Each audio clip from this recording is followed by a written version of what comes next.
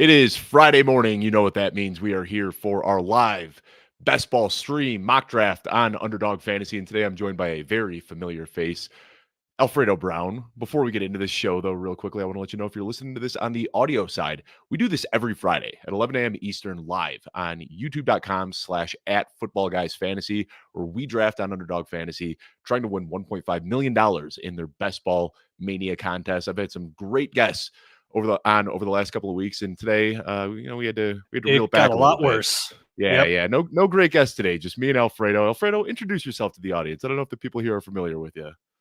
Hi, I'm Alfredo Brown. I am the not great guest. I went full best ball bro. It's easy to say. I got my backwards hat. I got my Bang energy drink in a shaker cup right here with some electrolytes. Like, we're ready. We are so ready. I've got a bottle underneath the desk, so because we're live, I have to go to the bathroom. We're good. We're And we're going to do another recording immediately after this, so we're going to be sitting here talking face to face in front of these computers for a couple of hours God here, help us. Alfredo. But absolutely, I want to thank you for coming on. This is going to be a fun show. We are going to do what we've done for the last few weeks here and try our best to win $1.5 million. We are entering this right now, still waiting. It looks like we got about 9 spots to fill here. Want to let you know too, if you're not on Underdog Fantasy yet, make sure you sign up.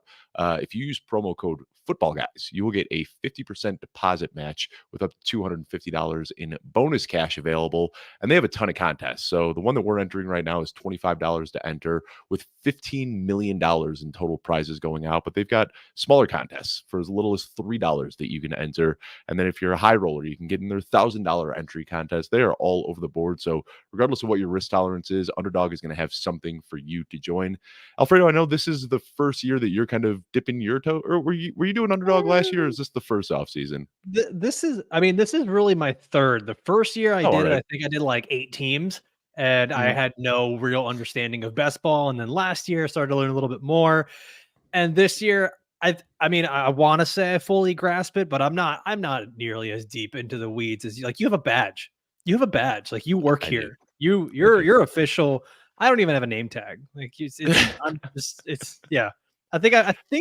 I don't think I've reached 100 teams yet, but I have a much better understanding of best ball and the strategies that go into it.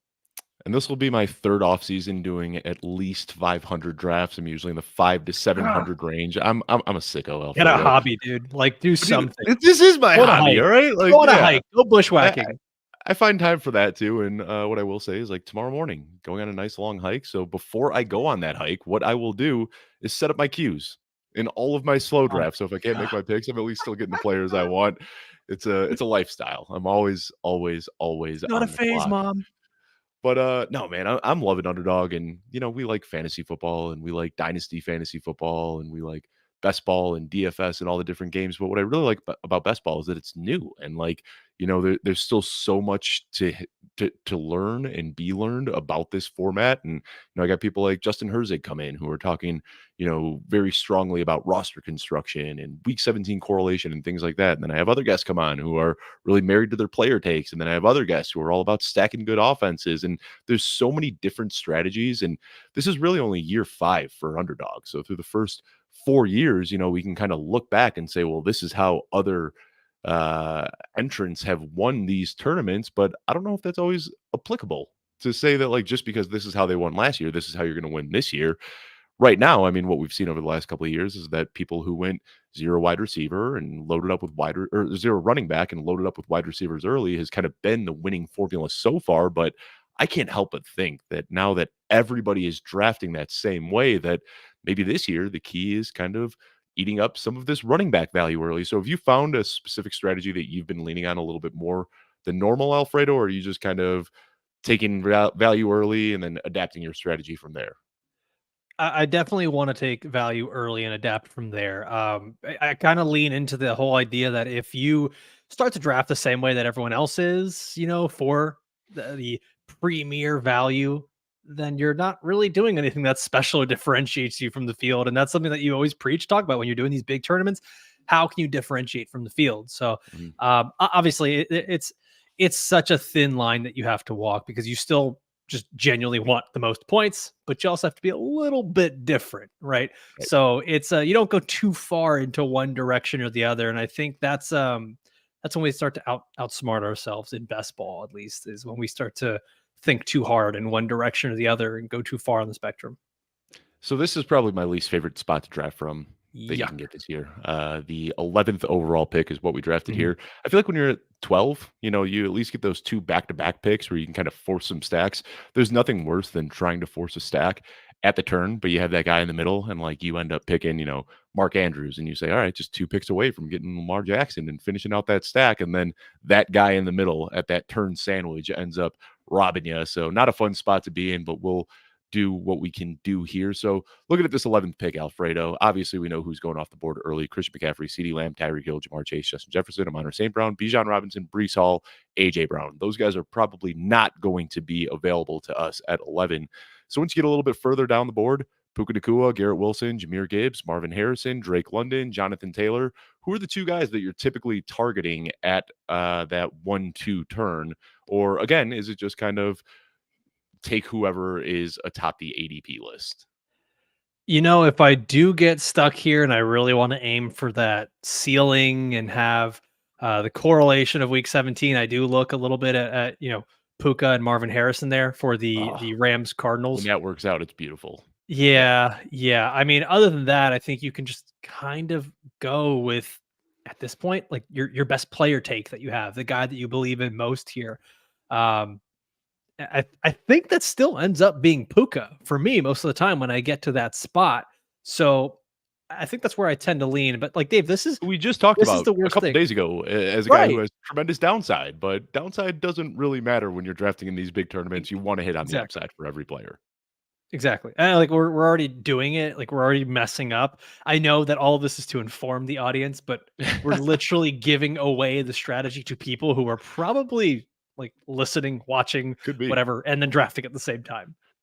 So I know this isn't like anything to do with analysis or anything. Have you been watching that show Receiver on Netflix?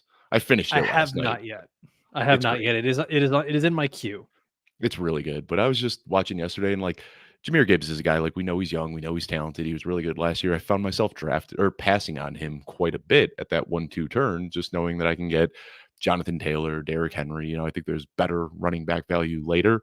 And as I'm watching this show, one of the guys that they focus on is Amon St. Brown, and they have this little segment where they're talking about Jahmyr Gibbs, and I was just like, "Dang, I forgot how good this guy actually is." And now, like, I don't wanna get swayed by, like, a few highlights from a Netflix show, but it's like, wow, I wish I had more Jahmyr Gibbs after watching his highlights. Dude, it's not even just that he's so good, it's that Lions offense is going to be pretty good. And if I'm not mistaken, that week 17 matchup, Lions and 49ers, which should already Mhm, be a shootout. Oh, well, it mhm. is Lions on the road, but I'm not expecting bad I weather still in San Francisco. So, exactly, San Francisco, right. That's been the game that I'm trying to target, and I think a lot of people are trying to target it because you see mhm. Christian McCaffrey, Amon St. Brown, Debo Samuel, Brandon Ayuk, Jahmyr Gibbs, like, they're all going so early in drafts that you can walk away with 2 of those guys pretty easily.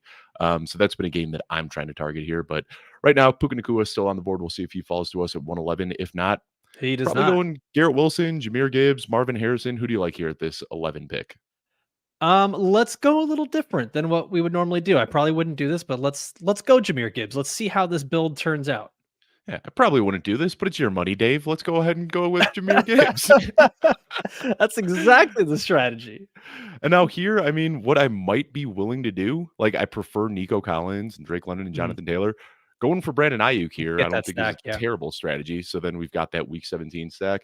Um, and I think, we talked about this, and this is fun doing the show with you because normally I have like a guest on that I don't know that well, and we're talking through strategy. I know your strategy. I know your player takes. We've been talking for multiple hours a week, every single week throughout this offseason. Unfortunately, yeah. Um, but we talk about how that kind of back end wide receiver one, high end wide receiver two is kind of flat when you look at like Garrett Wilson, Marvin Harrison, Brandon Ayuk, Drake London, Chris Olave, Nico Collins, Jalen Waddle. So I think if you're going to reach a little bit, it's not a terrible spot to reach because I think a lot of those wide receivers project pretty similarly.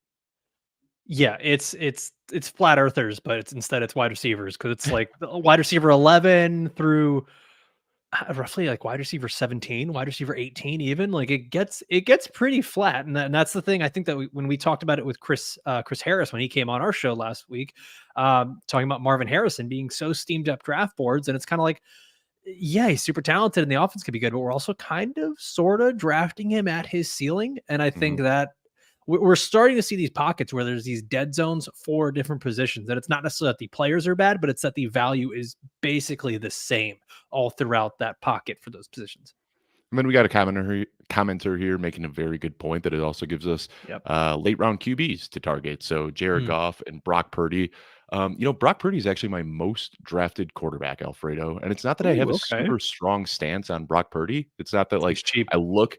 It is that he's cheap, but it's also just that I love all the other San Francisco 49ers so much. If I'm getting Christian McCaffrey, I'm taking him if I can. If it's whether it's first, second, or third pick, I'm taking McCaffrey. We've talked about George Kittle being one of my favorite targets. He's my most rostered tight end. Brandon Ayuk and Debo Samuel are two players that I'm drafting aggressively. So it's not even that like I love Brock Purdy and think that he's a great value. It's just that typically by the time I get to where George Kittle is going off the board, I have one of either Christian McCaffrey, Debo Samuel, Brandon Ayuk, or George Kittle. Like I just want a part of this 49ers offense and then put a bow on that with Brock Purdy. So and then even later on, one of my most rostered guys is Ricky Pearsall, because then once I've Mm. drafted one 49er early, then I add Brock Purdy. Then a couple rounds later, Ricky Pearsall sitting there, and I'm like, might as well just go all in on San Francisco. That's an offense I want as many parts of as possible. When you have a good offense like that, how often are you going for three players from that offense, like a Purdy, Ayuk, Kittle stack going on there? How often are you doing that versus just a like a Purdy and Ayuk? That's a good question, and I think with San Francisco, because all of these guys are so expensive, I don't like going too crazy on it. And the one stack that I try specifically to avoid is Christian McCaffrey and Debo Samuel. And ADP works out a lot where you can get both of those guys, but I feel like they cap each other's upside because they play very similar roles. And if you're betting on Christian McCaffrey for him to hit his highest end range of outcomes, it would kind of not require, but it would help if Debo got injured. And similarly, if you're drafting Debo Samuel, for him to go back to what we saw a few years back, you'd almost want Christian McCaffrey to get injured. So I feel like when you draft Christian McCaffrey, you're kind of betting against Debo. And when you draft Debo, you're betting against McCaffrey. So I don't like stacking those two together, but I'll gladly take McCaffrey and Ayuk, or I'll take Ayuk and Debo, or I'll take one of those receivers, Debo and Ayuk, and pair him up with George Kittle. Basically, any duo there, I'm okay pairing up besides Christian McCaffrey and Debo Samuel. That's the only one that seems like you're kind of betting against yourself. Yeah, no, that makes sense. And I mean, just to sort of shift the conversation a little bit, we were talking about like Brock Purdy being this late round quarterback that just you get so much value there.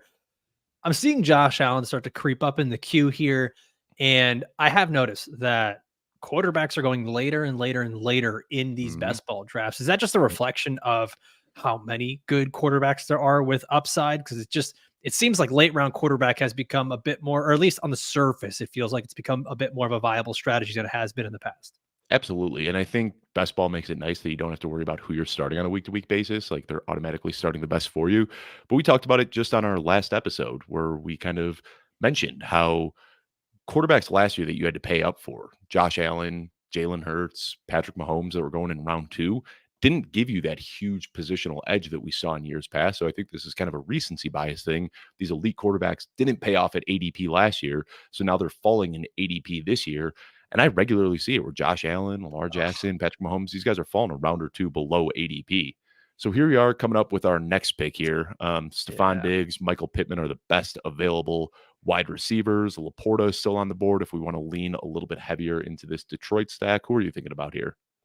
I mean, I'm leaning here between either Pittman or Higgins, and I think that's probably where you are as well. So Yeah. I'll defer to you. It is your money. Let's go with Michael Pittman here. And I think, All right. this is nice too, because when we're picking at the turn, there's two picks here. With our next pick, if we take Higgins, who I think is just better than the other wide receivers, we kind of Yeah. let this drafter Iller Miller at the turn make the choice for us. And he went Yep. Stephon Diggs and George Pickens, leaves T. Higgins available Great. for us. So that's a nice start right there. I mean, this is your typical hero RB start. We've got Jameer Gibbs picked at 11. Right after that, we went Brandon Ayuk. And then at the 3-4 turn, we walked away with Michael Pittman and T. Higgins. So again, this gives us even more fun offenses to target. And that's what I'm trying to do in the early rounds is invest in offenses that I like. And that's why, we talked about Devontae Adams kind of being a fade for us in our in some episodes that we've had earlier. And especially in best ball, I don't want to draft Devontae Adams early because then I have to feel like I'm forced to invest in a Raiders offense that I don't want to be a part Yeah, of. gross. Right now, I mean, we're open for Anthony Richardson a little bit later, which is one of my favorite quarterbacks to draft. We Yep. can invest more into the Cincinnati Bengals. They've also got that Week 17 matchup against the Broncos, where you open yourself up to a late round Jaleel McLaughlin and Javante Williams and Troy Mm. Franklin and a lot of big upside guys. So I like targeting all of the offenses that we've targeted early, just because it opens us up to continue investing in what we expect to be good offenses. And I was gonna add here that it's not even just that they are good offenses with a lot of value picks.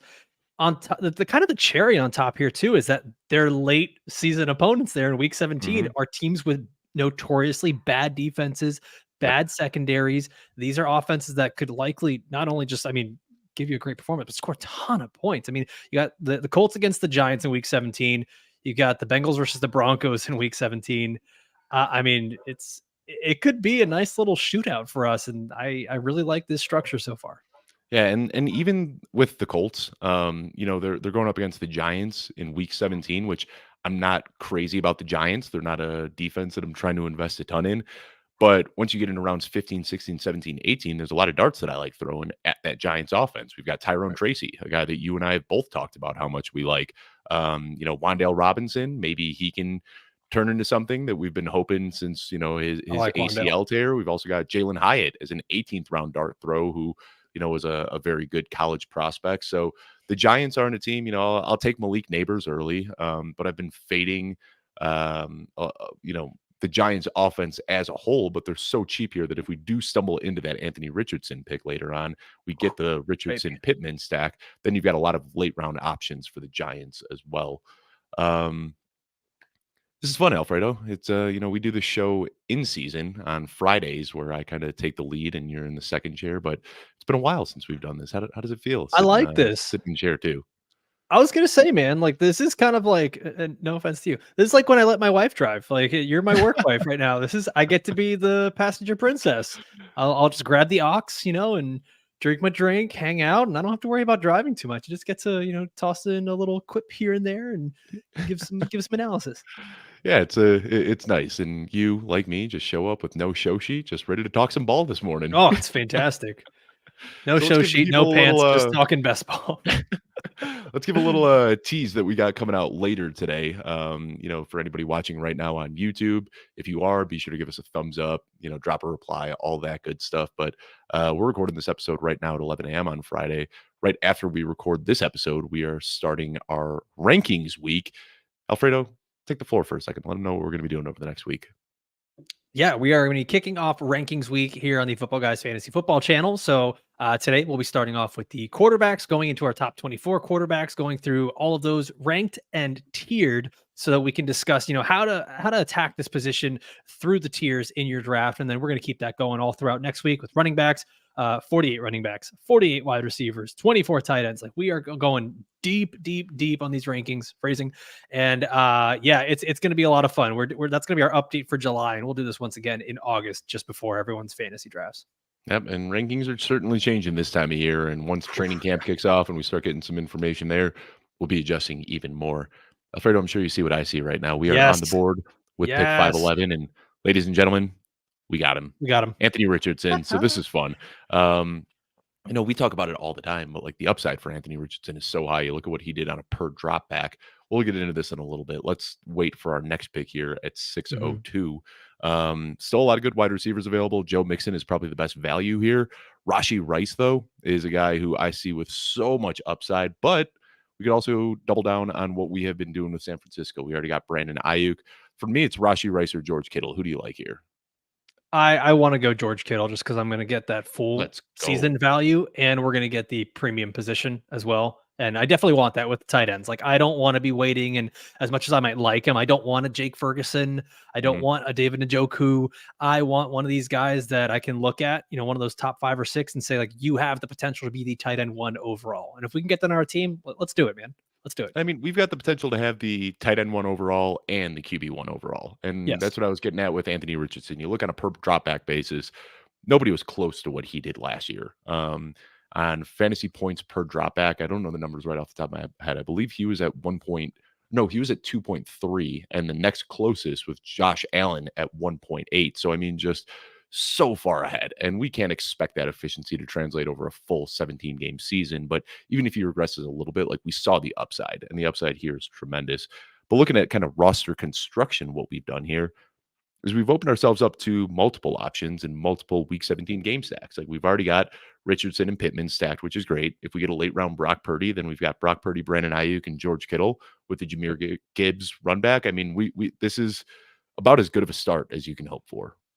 You're welcome. How Thank are you. you going to spend your winnings? Um, I will take you out to a nice fancy dinner first and And foremost never if call we me end up again. winning this one. Yeah, yeah. But I mean, this is an ideal start. So for people who are on audio and not watching this right now, let me just run you through it one more time. Quarterback Anthony Richardson, running back Jameer Gibbs, wide receiver room is Brandon Ayuk, Michael Pittman, and T Higgins, and then we have George Kittle at tight end. Yeah, I mean, I'll just say it again. That's about as good of a start as you can hope for from It's the hot. 11 spot. It's hot. It's legitimately sexy. I'm very excited for this. So, I mean, I don't even know what strategy we'd be talking through right now. Normally, it's like, who are we targeting at the next turn? Right now, we have opened ourselves up to so many options and so Well, many then good let me offenses ask that we this can then. target. As someone who's not as experienced with best ball, I mean, since we have sort of that hero RB build, when do we want to take that second running back? Because there's like a thing in our heads, especially for fantasy football, where you're almost saying, I've got to finish out the starting lineup, or I've got to build out the roster. So when is it that you do look for that RB2, or do you just kind of just keep taking whatever value falls to you, whatever position it may be? We're about to hit the running back zone where a lot of really good Oof. running backs become Yep. available. I see one Um, I like. yeah, there's a lot here that I like. But I'd like to get one more wide receiver if possible. Deontay Okay. Johnson just went off the board. That would have been my preferred target. Lad McConkey's still Sadness. available. After that, though, you feel like people kind of force wide receivers into where the running backs are going when people are trying to play catch up. And you see Jamison Williams, which would actually work with our build, but might be a bit of a reach, in my opinion. Cortland Yeah. Sutton, Curtis Samuel. So I feel like all of these wide receivers are a little bit overvalued. This is where I'd probably double tap running backs with this next pick. Like, if we can Yeah. walk away from our next pick with Jonathan Brooks and Jalen Warren, that would be ideal, in my opinion. I mean, I'm seeing at least 7 or 8 running backs that are all starter worthy here. Did Alvin Kamara come off the board? I saw him there a minute ago. Nope, he's still up here, and that would be a Oh, nice I one. would Somebody we've talked about a lot, per game yeah. RB5 last year, still playing with Derek Carr, who's just gonna feed him in the flat, so I like that. I think Let me there's a talk lot of because I fun know here with Kamara and Ramondre Stevenson with the volume that he could be getting there in New England. So yeah, if I think at least for me, that's kind of my plan A, plan B. I know we both really like Zamir White as well mhm. for the volume that he could get. So that's kind of where my head is, sort of a Kamara Stevenson Zamir. What'd you think about Jamison Williams here? Because we are a little thin on wide receiver after getting a quarterback, running back, and tight end in the first few rounds. Jamison Williams does kind of work. We've already got Jameer Gibbs, so I don't know if you want to continue investing in the Lions. The nice thing about that too is if we take Jamison Williams here, then if we miss out on Brock, we can fall back on Jared Goff a Goff. little bit later Yeah. and kind of still have the same. Well, there, Alvin Kamara goes off the board, so hopes With and Kamara being dreams are gone, that smashed. definitely yeah, and then Ramondre's gone as well. So with those 2 guys Cool. being gone, that definitely changes my perspective on it. Mhm. I mean, you're talking to the right guy, like, And and here goes there's Jamison Jameson's gone. Williams. Jameson's gone. Dave, All right. can you honestly just shut up before our pick? My gosh. So we'll throw Jonathan Uh, Brooks in the queue, and I think okay. that's the one that we can agree on that we both like. I've been drafting a ton of Jonathan Brooks, and then we'll kind of talk through with these Yeah. next as we're waiting. So we'll take Jonathan Brooks. We've got Okay. Iller Miller sitting here at the turn about to make his 2 picks. Aaron Jones, Najee Harris, Samir White, Jalen Warren. Jalen Warren jumps out to me as an efficiency guy that would go along well with the guys that we have already booked, but Mhm. Najee Harris, Aaron Jones, they all, Najee Harris goes off the board. So Aaron Jones, Zamir White, Jalen Warren, James Conner, DeAndre Swift. This one's on you, Alfredo. You make the pick. I continue to lean Zamir just Yeah. because of that volume. I think there's so much potential for those multi-touchdown games. If the Raiders get anywhere close to the goal line or they get in that 5-yard red zone, it's Zamir White who's getting those touches. There's not going to be a quarterback that's taking touches away. There's not. I don't really think they're going to trust Gardner Minshew or Aiden O'Connell to fit the ball into tight windows to their wide Mhm. receivers. It's just give the ball to Zamir White 3 or 4 times in a row and let's let him punch it in. Have you seen the picture of him lately? Like, dude's oh, he Ooh, was already yeah. big. Now he's like a legit 235 pounds of just straight muscle. Like it's yeah, he's going to be their goal line guy and their volume guy. So I do like that potential for some big boom games there. So what I'll say, the risk with Zamir White, there's two risks. One is that he's kind of this dead zone running back, and Yes. Alexander Madison and Dylan Laube and Amir Abdullah are more involved than we expect. And two is that he doesn't have the pass catching upside. Obviously, that's what we've baked into his cost, and that's why he's falling into round 8. Both of those could be wrong, and maybe he does catch more passes than we expect, and maybe Alexander Madison is only there in case of an emergency. But what I like about Zamir White is that at least in week 1 and in the early season, we know that the workload is gonna project to him. So like Alexander Madison last year, the workload projected for him early in the season, and as the season progressed, we saw that start to slip away a little bit. Ty Chandler got more involved. But because we drafted Jonathan Brooks, the 2 running backs that I wanted after that were either Zamir White or Najee Harris, because those are guys that both run the risk of potentially losing work as the season progresses. But if they do, you've got Jonathan Brooks to kind of make up for some of that late Right. season production that could lack a little bit. So when I draft a guy like Jonathan Brooks, I do want to pair him up with in a guy who projects for early season work. So another guy later on in the draft that I might be interested in drafting would be like a Gus Edwards, who 29 Mhm. years old, J.K. Dobbins coming back from the injury. Kamani Vidal could carve out a role, but for the first month, 6 weeks, 8 weeks of the season, we can pretty confidently expect Gus Edwards to get the majority of the touches there. Yeah, I mean, especially with best ball, you want to embrace the variance and embrace the unknown, but it's also really smart to just embrace the known as well, just so that you know you're not lighting a pick on fire here. And at least I'd say for the people that might be worried about Zamir White is one, he's far more talented than Alexander Madison Mhm. was or has been in his career. I mean, we saw that with the production that Zamir White was able to put up last season. And Alexander Madison was never able to really do that, even in Minnesota on better offenses.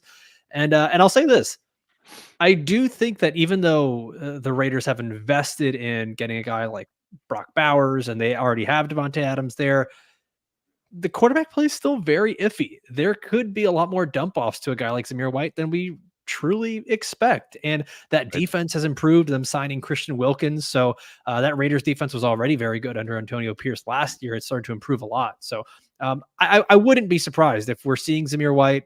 I'm going to probably catch a lot of strays for this, but Zamir White could be one of those guys that's getting sort of a Kyron Williams treatment where you're going to have people just shaking their fist that he's not that good. He's not that good, Mhm. but he's getting 20 touches a game and falling into the end zone twice a game. And we kind of have to change our opinion on a player like that. Yeah, and as far as the pass catching, in the 4 starts he had last year, 4 targets, 1 target, 6 targets, 2 targets. So 2 games with 4 plus targets, which you like to see, and an We're average of back on. 3.3 targets per game. He's not an Alvin Kamara out there, but good enough. Here we are on the board again. I think we need a wide receiver, and I hate to force it, but Khalil Shakir is a guy that you and I both like. Yep. Doesn't really work with our roster construction or anything like that, but there's a big gap But it's a good one. before any other wide receivers really hit. So we'll go with or Khalil Shakir here. Yep. Um, and then we've got Adonai Mitchell if we want to invest a little bit more into the Colts, but there are some running Eh, backs that I like here as well. Trey Benson, yeah. Tajay Spears, Javante Williams kind of works. Or do we just go ahead and lock in Brock Purdy now and say that we're done with quarterbacks for the rest of this draft? I mean, that's kind of a really good insurance policy, especially for a guy like Anthony Richardson. If people are super worried about his injuries, I know there's people that are complaining he's been injury prone, quote, since college. So, as much as I like some of those running backs there and the value you can get with them, I think Brock Purdy was the right pick there for us Yeah. because this team's going to be set at quarterback no matter what. And honestly, it's just we want pieces of that San Francisco Detroit game. And I think we've got a Right. lot of good pieces there. And after getting sniped on Jamison Williams, it kind of ruins the hopes that we had of, well, we could fall back on Jared Goff a little bit later. Jameer Gibbs is going to catch a lot of passes, so I don't mind having that stack of Jared Goff and Jameer Gibbs, but I want one of the primary pass catchers. We didn't get Sam Laporta. We didn't get Amon St. Brown. Even if we had Jamison Williams, that's a tertiary stack in this offense that I don't feel crazy about. But we're good on quarterback for now. And bye Yep. weeks work out, so we don't have to worry about getting a QB3 here. Anthony Richardson, our super high upside guy. Brock Purdy, kind of our rock solid high floor guy. Running back room right now, Jahmyr Gibbs, Jonathan Brooks, Zamir White. Wide receivers are currently Brandon Ayuk, Michael Pittman, T. Higgins, and Khalil Shakir. And then, of course, George Kittle at tight end. So feeling good about all of these rooms. We've got a nice balanced roster so far. I'm just going to remove quarterbacks from this queue so we aren't even tempted to take a quarterback 3 Yeah. because that would just be silly with our current build.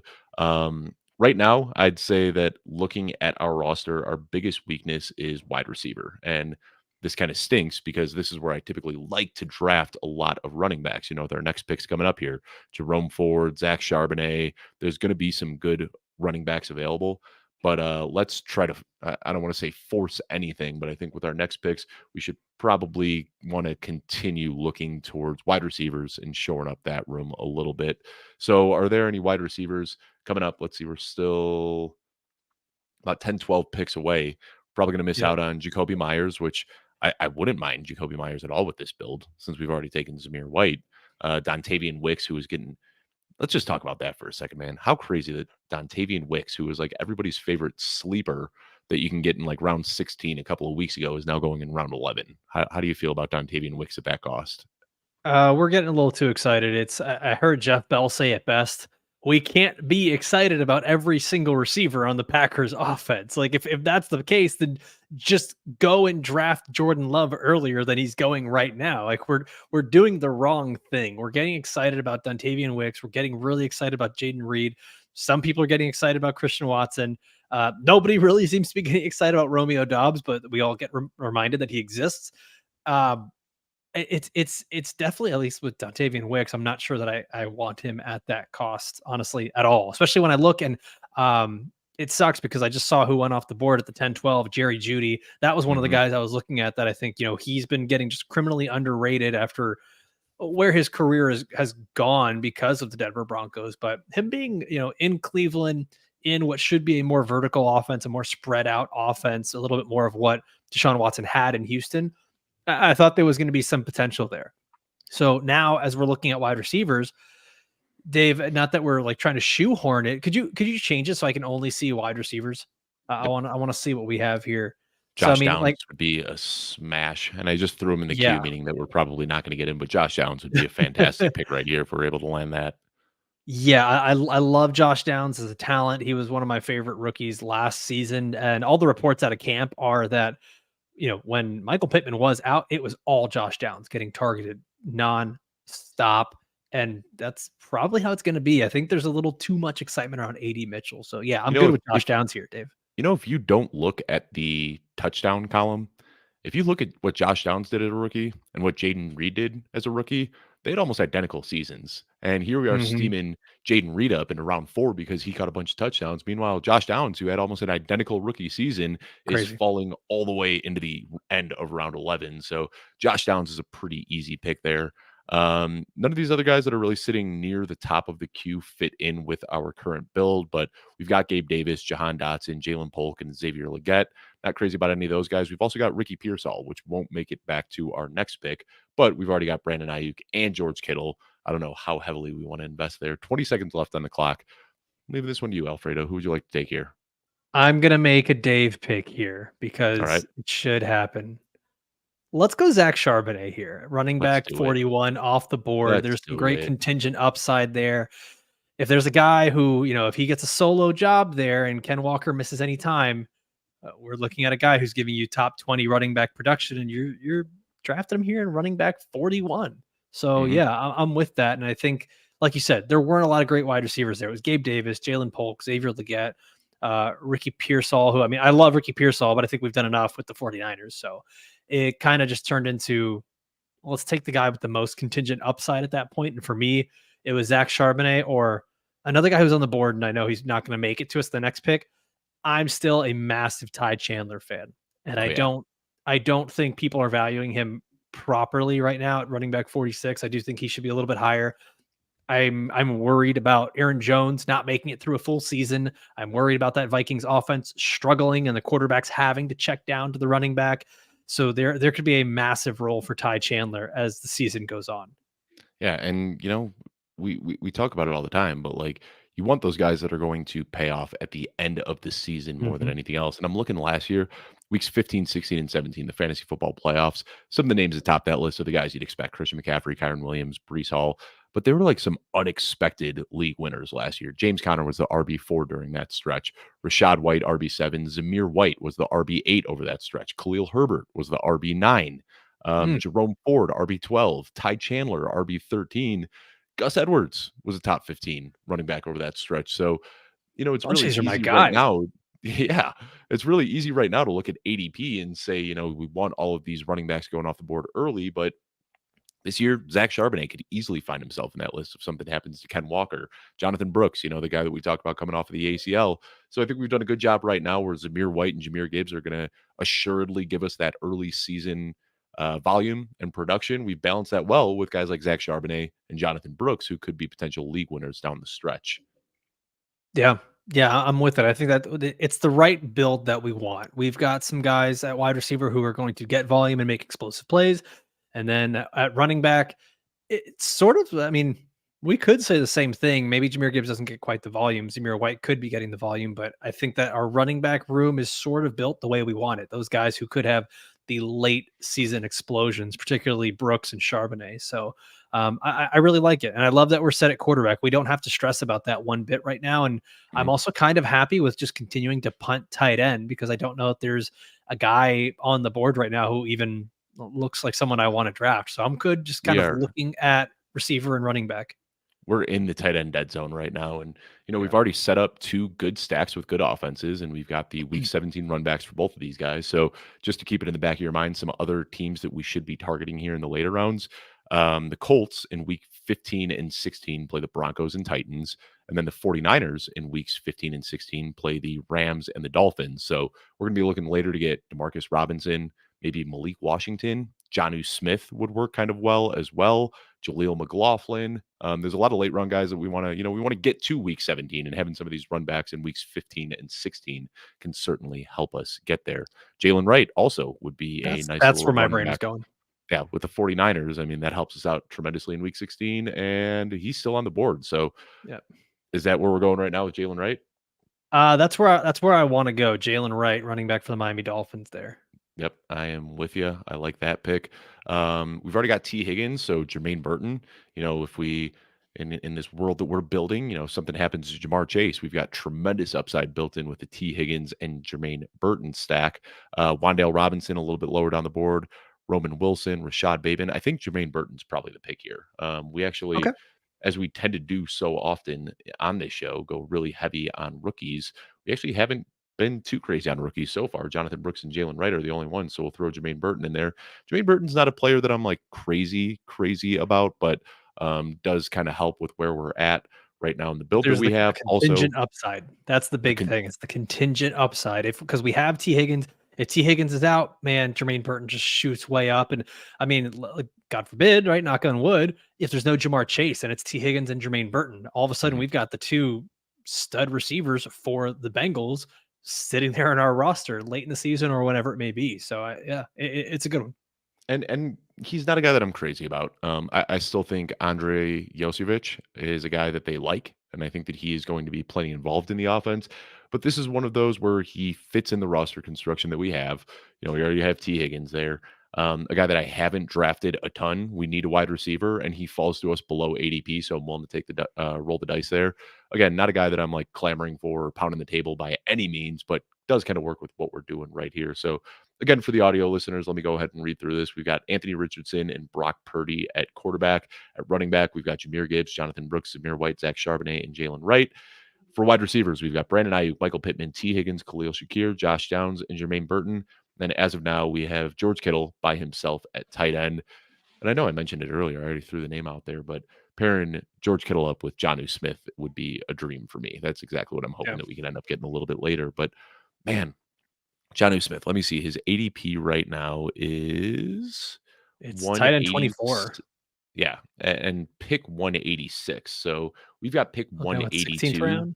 Yeah, Yeah. so we Or we yeah, could just a little past. Okay. we'll want to reach with our next pick at this turn, 179 and 182 is when we'll want to reach for Janu. So at that point, we Mhm. would close out tight ends, close out wide receiver or quarterbacks.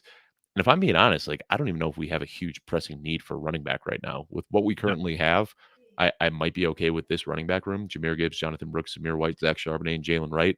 Maybe we tack on one more, but I think the primary target for our next pick is going to be Jonnu Smith and then obviously another wide receiver. But if there's a good running back that falls there, we can go that route as well. I'm liking Yep. this team, Alfredo. This is fun. You're welcome. You're welcome. It's a decent team. It's a decent team. But yeah, I agree with you. It's let's get ourselves some Jonnu if he's there.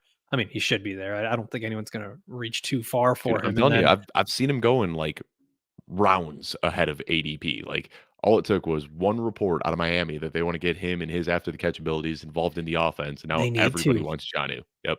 They need to. I'm a Dolphins fan. Like I've been watching them for years. They need to. Last year we saw what happened when if Tyreek Hill is not able to get the ball or Jalen Waddle's not able to get the ball, they started force feeding targets to Devon Achane. They Mhm. needed some sort of a third option on the field, which is why they go out and they sign Odell Beckham Jr. or the ghost of Odell Beckham Jr. And they get Jonnu Smith, a guy who can give you yards after catch at the tight end position and be shifted around the field too. Like he's not your classic in line. He has the athleticism that they wanted from a Mike Gesicki, but I think he fits their offense quite a bit better. I'm going to throw another name out there right now, and he's still on the board. We've already got the two Bengals, so we've got the Week 17 matchup with the Bengals that would work out, Yes, but I know what you're also saying. in Week 15 against the Broncos and Colts. Are we into Marvin Marvin Mims at Mims. all? I am Yeah. absolutely into Marvin Mims. All right. So these are the two guys we want, Mims and Janu. Yeah. I think we take Janu first because it looks like the guy You picking sure? next to All right. us, he only has one tight end, so he might be interested in going Janu there. And he was Okay. already loaded up with 7 wide receivers. So I'm guessing Mims will fall to us there. Oh, you And went Tyler Conklin, our boy. our boy can't make it through a show without a We random did it. Tyler Conklin stray. So here we'll go here with Janu Smith and Marvin Mims. Now All right. Marvin Mims isn't a guy that I've been drafting all that much. And I know like really good college prospect, but I can't help be concerned at how uninterested Sean Payton was in utilizing him as a rookie. Like, does that concern you at all? No, because Sean Payton was uninterested in utilizing everyone last year. Like Right. he doesn't like anyone on that team. He didn't like the quarterback. He didn't like Greg Dulcich. He didn't really like Jerry Judy. It seemed like the only player it seemed that he did really like was Jaleel McLaughlin, and he's still going to have a limited role.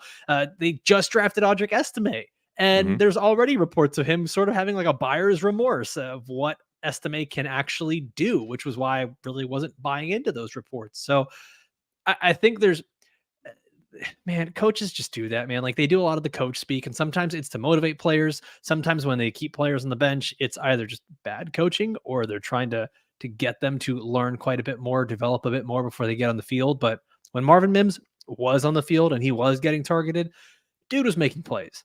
Hmm. And this is a guy who's athletic enough that if he is catching those balls in the screen game from Bo Nix, or if Nix does take a few shots deep every now and then, Mims should be a guy that's still getting explosive plays and I mean potentially even volume, right? Like outside of Cortland Sutton, who else is really there for Denver Broncos? There's not anyone, and that team overall is bad. They're going to have to pass the ball, whether it's with Bo Nix or whoever, but they're going to have to pass plenty. Yeah. And I think Troy Franklin is kind of the deep threat that could cut into what Marvin Mims wants to do a little bit. But again, we're talking around 16 picks here. Like there's no such thing as a sure thing. And Right. Marvin Mims does have some upside. So let's start pulling up some teams here, throwing some guys in our queue just to see. We've already done a decent job stacking up the Colts, but I don't think there's anybody else available. Jelani Woods, if we want to add a tight end three, Don't you probably not. dare. Let's see the 49ers. I think we've got everybody there. There's Isaac Garendo or Juwan Jennings if we want to get like really, really cute, but I think we've invested enough in the 49ers already. Think Let's we're start okay. looking at the end of season schedules here. So we've got the Rams. We could throw Tutu Atwell in here as a super crazy wild dart throw at the end. For the It's Dolphins, not that another running crazy. back. I can throw Odell, and we've already got Malik Washington in here. The Lions, I already threw Khalif Raymond. My boy Donovan Peoples Jones. I don't know if it's going to work out for him, unfortunately, but No. still holding on to hope. Still a fan. Broncos, we could throw Audric Estime in here. How dare you? Titans, we haven't built out anything for that Week 16 Colts Titans game. Kind of okay on that. I don't think we really want Traylon Burks, but we'll throw him in No, here just for fun anyway.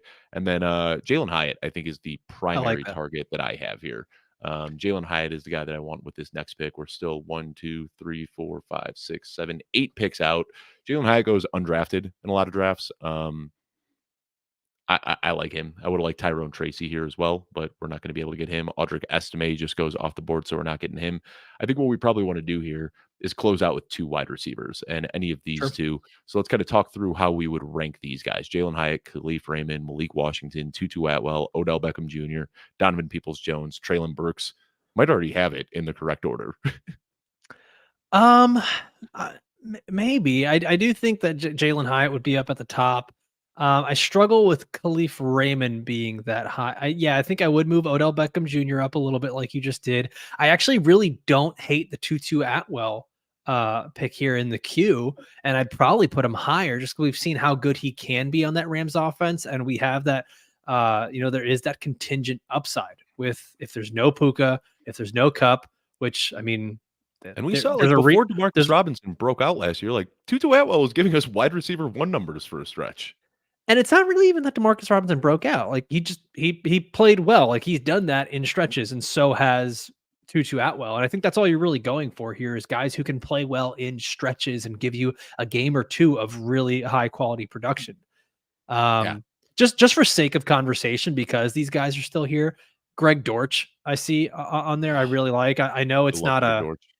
I know there's not really any correlation there. I That's mean, just you don't have to talk a me into it. Greg Dortch is one of my most drafted wide receivers right cool. now. Yeah, like And that's a guy that I'd love there. And then just for the sake of it, I know we're not going to draft him, but the conversation of Deonta Foreman, there's some oh, massive upside there in that Browns offense. and I know Sig and Cecil just talked about him as a deep sleeper, and I couldn't agree. I mean, both guys you mentioned. Are we going Greg Dortch here? Like I said, you don't have Yeah, to talk me into it. yeah, I'm good with Dortch. Yeah, and I think we get so like I just did right here, like throwing up guys that work with a build that are stacked and correlated, and everybody ends up chasing that at the end of the The drafts fact here. that But Treylon Burks was in our queue and we yeah, almost didn't get Greg Dortch, yeah. it's a definition of getting too cute with it. But, and that's it. Like, last year, I don't think it mattered who the Rams were playing week 17. Like, if you just threw every one of your round 18 darts at Puka Nacua, you were going to have yourself a hell of a season. And I'm not saying that Greg Dortch is this year's Puka Nacua by any means, but we do get like so If you bogged ask down with Kyler trying to Murray, stack and correlate. And that's the thing. Like Kyler Murray has been singing Greg Dortch's praises. So he's one of my most drafted guys. One, because I'm targeting the Rams offense and the Cardinals offense. So I end up with a lot of Greg Dortch. But like this, we've already like every pick that we made in this draft was stacked and correlated and worked perfectly in our roster construction. That does give us flexibility in round 18 where we could just say, screw it. Let's throw Greg Dortch in here because we yep. like him as a player. And sometimes it is just as simple as that. And last year, he was playing behind Hollywood Brown and Trey McBride. With Hollywood Brown out of the picture now, like we expect Greg Dortch to just step right into that role. And of course, Marvin Harrison is there, but Dortch is likely going to be a full-time player on what we expect to be a better team. All right, let me see if I can. Oh, I You're meant to doing pull great this so up far. before and I missed it. All right, let's go back. Take a look at this draft board real quickly here. I don't think I would have changed anything here. I mean, I don't want to pat myself on the back too hard, pat ourselves on the back too hard, Alfredo. But this is about as perfect of a draft as you can hope for. Again, for the audio listeners, I'll go through pick by pick. We started at 111 with Jameer Gibbs. In round 2, Brandon Ayuk. Round 3, we went Michael Pittman. Round 4, T. Higgins. Round 5, Anthony Richardson. Round 6, George Kittle. Then we went with Jonathan Brooks and Zamir White at the 7-8 turn. Khalil Shakir, and then we closed out our quarterback room with Brock Purdy, stacked up a lot of San Francisco here. Josh Downs fit right into what we were looking for with the Anthony Richardson pick earlier, and then closed out that 11-12 turn with Zach Charbonnet. At the 13-14 turn, we went Jalen Wright and Jermaine Burton. At 15-16, Johnny Smith and Marvin Mims, and then closed out the draft with Jalen Hyatt and Greg Dortch. Now, typically I like to leave one of my last 3 picks available for running back, but I think we did a good job of kind of closing out our running back room pretty early, which isn't something I normally do. But from round 13 and beyond, we didn't draft a single running back. But when we go with Jameer Gibbs early, and then Jonathan Brooks and Zamir White, Zach Charbonnet and Jalen Wright, we have a really nice balance of potential late season league winners and early season projectable volume. So I think that we did a good job there. Alfredo, looking back at the draft board, is there anything you would have changed specifically, or do you think we did all right on this one? Um, Maybe not anything I would have changed too much. I would have been intrigued to see what happens if we went wide receiver. I mean, I can't even say it going wide receiver instead of Jonathan Brooks because there wasn't a guy there. That turn after George Kittle, where we had that long wait for the end of Curtis sixth. Samuel. Yeah, like I wasn't gonna take Curtis Samuel over Yeah. Jonathan Brooks. Like it just wasn't there. And then even in the very next round after that, we go Zamir White because the wide receivers, it was what?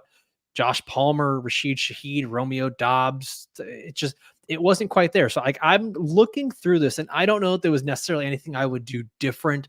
Were there players that I wanted maybe instead? Sure. But I really like the way that we built up this team. You should invite me on more. We can win a lot of Yeah, money. this is fun. You're a fun person to record with, Alfredo. We should do it Hey, again thanks. We sometime. should do a show.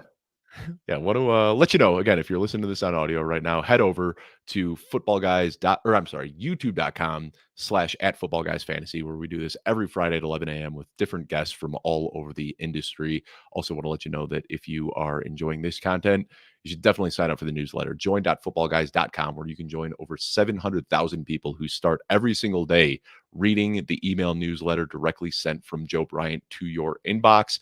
And then, of course, I'm Dave Kluge, joined here with Alfredo Brown. We are the hosts of the Football Guys Fantasy Football Show. So we're doing this live stream today, a little bit different than what we normally do. But Alfredo, what we're doing 3 episodes a week right now. We'll ramp that up to 4 episodes a week in season. We stay busy. So whether it's YouTube, audio, however you consume this show, there's going to be a lot of content coming your way.